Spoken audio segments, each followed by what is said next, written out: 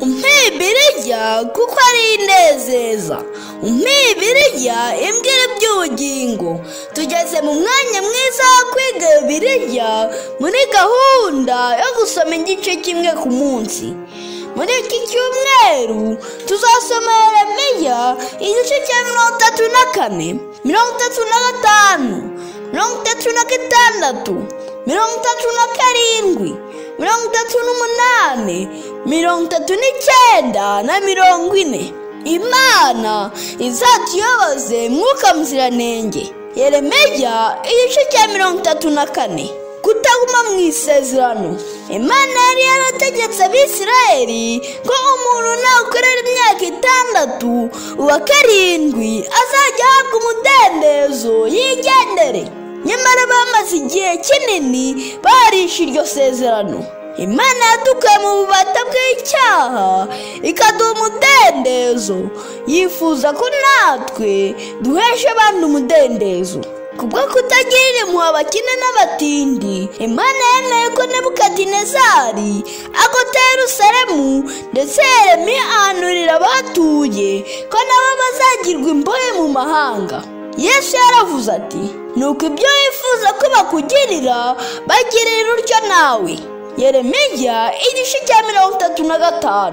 Bene Rekabu bakomoka kuri Yetiro sebukwe wa Mose. Kandi bene Rekabu bari bafite se witwaga Yonadabu, undi wafashije Yehu kurwanya ibigirwamana by'Abari byubatswe na Ahabu na Yezebeli, wa mugore mubi wishe abahanuzi b'Imana. Yonadabu yigishije abana be kudasenga ibigirwamana na rimwe. Yabigishije kutazanywa inzoga ndetse no kutazishimisha, bubaka amazu manini kuko bari bazi ko bari hazarimbuka. Igihe Imana yabwiye Yeremiya kuba inzoga ngo banywe maze bakazanga ngo batica isezerano rya sekuruza, Imana yaravuze iti, bene Rekabu banze kuva mu isezerano rya sekuruza, ariko mwe Abayuda muva mu isezerano ryanjye. Bene Rekabu kubwo kumvira Imana yabahaye ingororano nyinshi, naho Abayuda ihitamo kubana kubera kutumvira. Yeremiya igice cya 36. Umwami atwika igitabo cya Yeremiya. Ku ngoma ya Yowakimu mwene Yosiya, Imana yabwiye Yeremiya kwandika ubuhanuzi bwose hanuye kugira ngo Abayuda n'andi mahanga bazabwumvira bazabaho neza. Maze Baruki mwene Neriya wari umuhanga mu kwandika arabyandika byose, maze ajya kubisomera abantu mu rusengero. Umwami mubi wangaga ijambo rivuye ku Mana afata icyo gitabo aragica aragitwika, ndetse ategeka abagaragu be ngo bajye gufata Yeremiya na Baruki babice, nk'uko yari yaricishije Uriya wari wahanuriye Yerusalemu ibyago agahungira muri Egiputa. Imana yategetse abamarayika bayo bahisha Yeremiya na Baruki umwanditsi we, ndetse babwira kwandika undi muzingo. Imana ishobora byose yarenze ijambo ryayo uhereye kera, na n'ubu izakomeza irindi iryo jambo n'abagaragu bayo barigenderamo. Yeremiya igice cya 37. Agahenge gato. Abanyababuloni bari bagose Yerusalemu, bamenye ko ingabo zivuye kwa Farawo zibateye, maze bajya kuzirwanya bava Yerusalemu akanya gato. Aka gahenge gato benshi bibwiye ko ari ak'iteka ryose. Bibiliya ivuga ko uwidamaranira aba apfuye ahagaze. Yeremiya yabwiye umwami ko izo ngabo zizagaruka kandi ko zizabatsemba, nyamara ntiyumvira amagambo y'Uwiteka. Yeremiya igihe yari agiye i Benyamini baramufashe baramufunga bamwita umugambanyi, maze amara igihe muri gereza ahantu habi cyane. Igihe umwami yamubazaga ubuhanuzi buvuye ku Mana, Yeremiya yasubiyemo ijambo rivuye ku Uwiteka ashize ubwoba. abagaragu b'Imana y'ibihe byose bazarangwa no gukomeza guhamya ukuri kw'Imana nubwo baba bari mu bihe bigoye nka Yeremiya igice cya 38. Bajugunye Yeremiya mu rwobo.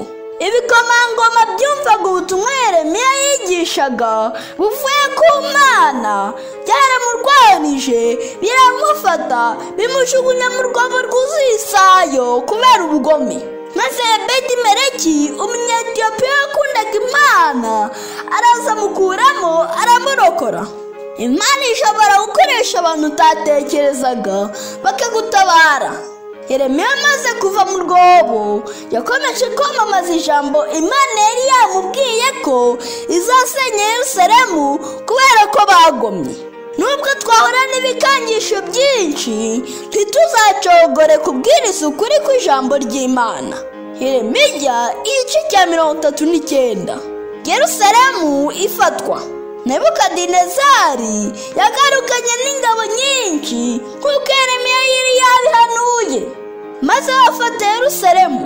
Umwami n'ibikomangoma byanze kumvira Imana baracukuye baca mu nzira y'ikuzimu bahinguka herekeye i Yeriko barahunga, ariko ibi byo busa ingabo za Nebukadinezari zibirukaho zirabafata. Nebukadineza yategetse ko barinda Yeremiya kandi bakajya bamuha icyo ashaka cyose, ndetse nawe umunyetiyopiya wamukuye mu rwobo rw'isayo Imana yategetse ko bamurindira umutekano kugeza igihe azisazira amahoro. Imana izi kurinda abayubaha no kubakiza amakuba. Yeremiya igice cya 40. Yeremiya aturana n'abatarajyanywe i Babuloni. Yeremiya amaze gufungurwa yaragiye atura i Misipa kandi aba amahoro. Yagumanye na rubanda n'abakene n'abatindi batajyanwa b'iminyago, maze akajya ababwira ijambo rivuye ku Mana. Imana yishimira ko abantu bose bakomeza kubwirwa ijambo ryayo mu bihe biruhije. Yeremiya yamaze iminsi myinshi yigisha ijambo ry'Imana mu basigaye kandi akabakomeza iminsi yose. Muri iki cyumweru cyose Imana izakuyoboze Mwuka Muziranenge. Mu Bibiliya imbwira iby'ubugingo umwe n'amagambo Yesu yavuze. Tugeze mu mwanya w'ibibazo. Icya mbere, ni bande banze kunywa vino no kubaka amazu mu gihugu kizasenyuka? Icya kabiri, umwanditsi wa Yeremiya yitwaga nde? Icya gatatu, Ebedi-Meleki wakuye Yeremiya mu rwobo yakomokaga mu kihe gihugu?